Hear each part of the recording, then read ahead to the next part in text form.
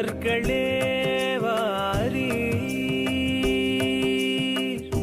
அறிவின் இருப்பிடம் அறிந்து இன்பமுற அன்பர்களே வாரீர்.